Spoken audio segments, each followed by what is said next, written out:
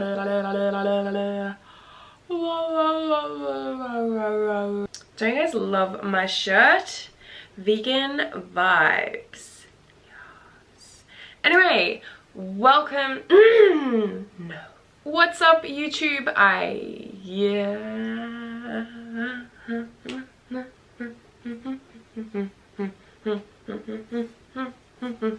What's up, YouTube? It is me, Eden. Today I am here just to have a little bit of a chat with you guys. It's gonna be a little bit deep, but I get questions a lot about my eating disorder and how I got better and stuff like that, and I realized I'd never really properly spoken about it. I've touched about it a little bit, but yeah, I've never actually said, you know, how I got it, I guess. So growing up, I was never like a naturally really skinny kid. I always had like a little bit of weight on me, but I always kept really active, so I stayed quite slim, and I never looked at myself and thought I had a problem or thought, you know, I had weight on me. I was just a normal kid having fun who didn't have those types of worries.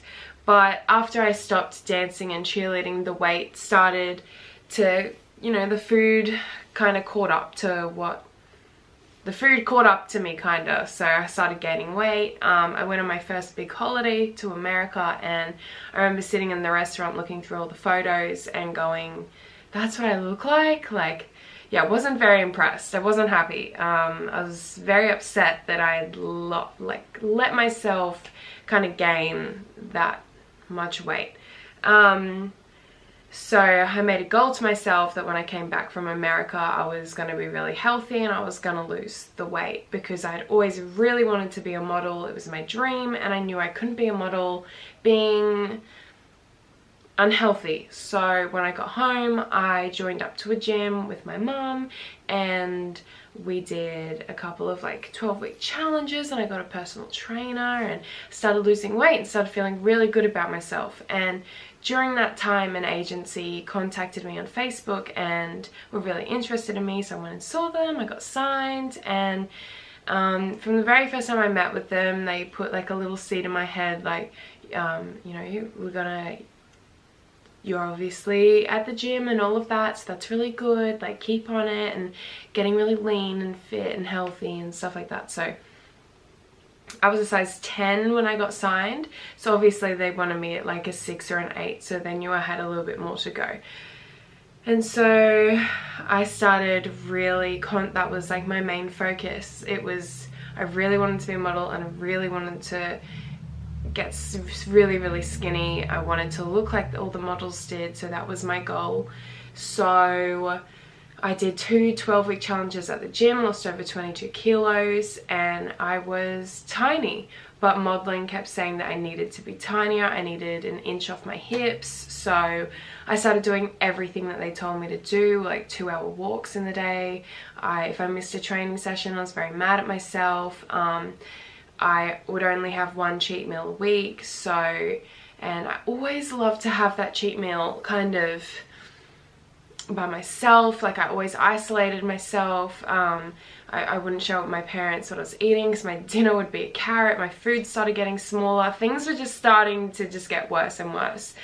And when modeling is kind of telling you you need to be skinnier and skinnier, that obviously was helping me just fall into a trap. Like, I was developing an eating disorder and body dysmorphia. Like, I got really skinny, and I'd look in the mirror and be like, oh, they're so right, I have so much weight to lose. I thought I was so fat.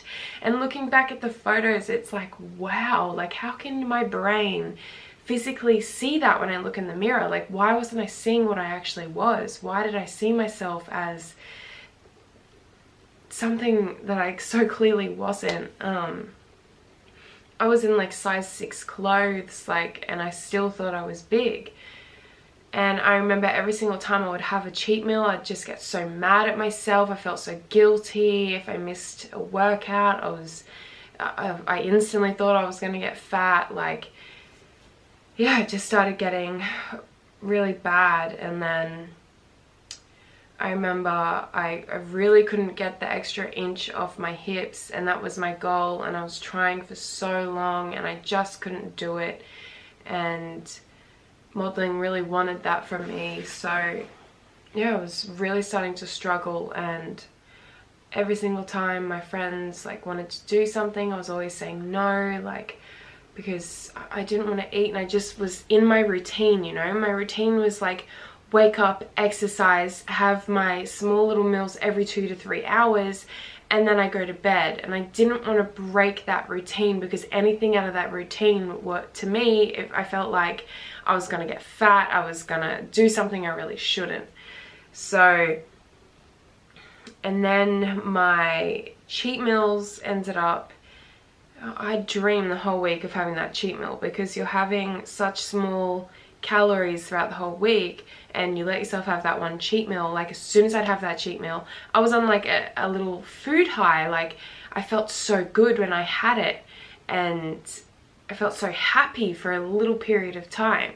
And then my cheat meal ended up becoming a cheat day, and then a cheat weekend, and sometimes I would be pretty much binging for 2 to 3 days. Like, it just started getting really out of control, and it was scary, because I'd allow myself to have that cheat meal, and it's like as soon as I'd start, I couldn't stop, and I could eat and eat and eat and eat and eat, and quite a few times I would eat until I was physically sick. And I did that.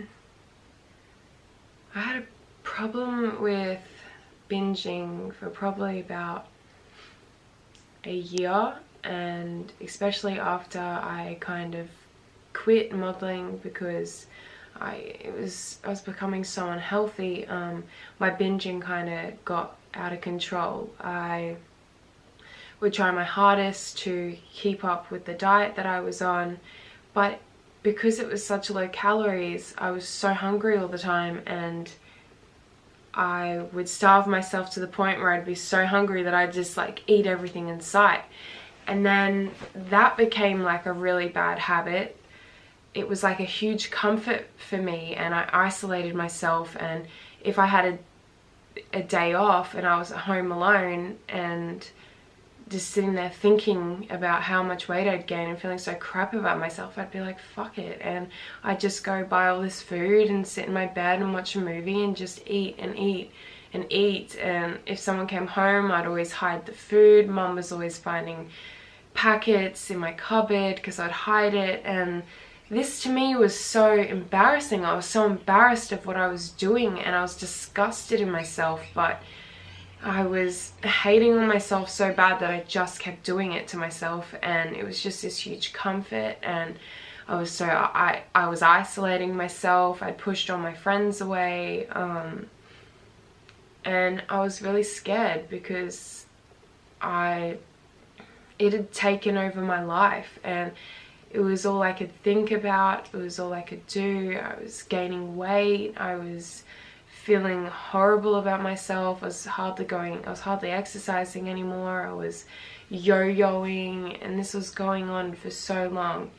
And whenever my parents would try and talk to me about it, I'd get really mad and be like, no, you guys are being ridiculous, I don't have a problem. They kept trying to set up appointments for me to go see someone, and I would always find a reason why I couldn't go, or I just wouldn't turn up. So yeah, it was a really kind of dark period in my life. So pretty much how I got out of that vicious cycle was, one day I woke up and I was feeling sick because I'd eaten so much crap the day before, and all these wrappers were laying on my floor. So I woke up and saw this shit on my floor and was just like, what am I doing with my life? Like, I'm wasting my life away, and I'm just letting like food and this disorder take over my life and change me into someone that I'm not. I wasn't happy anymore, and I just couldn't do it. And so I was scared, obviously, but I told my mum everything, and she was really supportive and said that like, I think you should really like see someone and they'll be able to help you. And so I did. I know it is so hard once you are doing that habit and you're so in such a bad headspace that you feel like it's the only way. I know it is so hard, but I really, really urge you to tell your family, tell someone you're really close to, like talk about it. And you need to make new habits now. Like you have to break the vicious cycle and go out with your friends, and maybe even get new friends if friends around you now aren't, you know, the best people. I just feel like the thing that got me better was like talking to people. It was getting out of my comfort zone, which I really hated, and going out and doing things with people that I'd usually say no to. Even messaging my friends and saying, what are you doing today? Let's do something. Like you have to keep yourself busy, so busy. Start doing new things. Start going and trying new things all the time and new activities and getting outside, getting outdoors.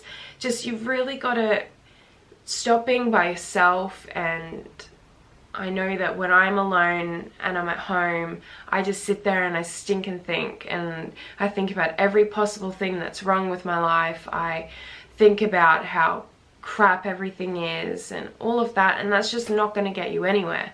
And the thing that really got me better was just surrounding myself with really good people. And like, it's not worth it. Life is so short, and to spend your life hating yourself is just, it's so sad that so many girls live like that and look in the mirror and can't love themselves, because there are so many people in such worse circumstances in life. And like me, I'm so privileged. Like I have a loving family, I have a home, I have food all the time, like, you know, and I shouldn't hate myself. I should love myself. And I know that's a really hard thing to learn, and I feel like you kind of have to fake it to make it, and wake up every morning and kind of like say everything that you love about yourself, and realize that you are so much better. And healthy is not just how you look, but it's the inside as well. So it's time for you to take control of your own life. You only have one life, and it is short, but it can be absolutely beautiful and amazing if you let it. And yeah, take control of your own life. Don't let food and an image and unrealistic expectations take control of who you are.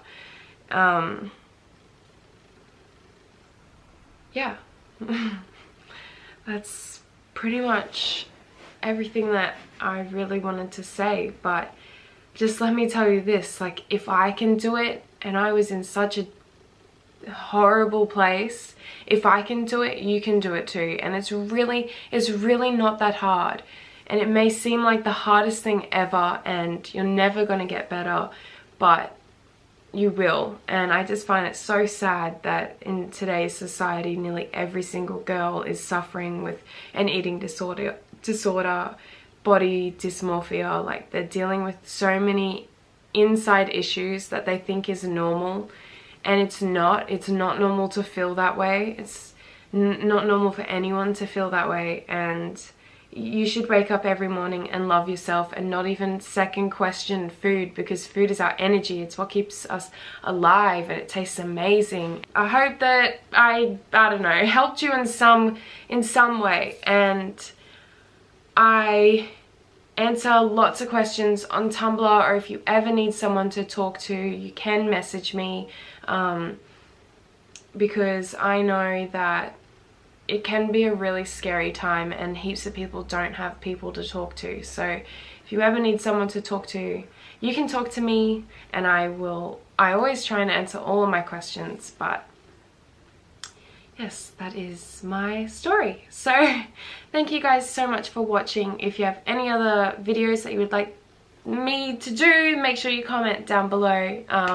If you liked this video, make sure to like it, and make sure to subscribe so you don't miss out on any of my videos. Thank you so much for watching. I love you guys. See ya. Bye.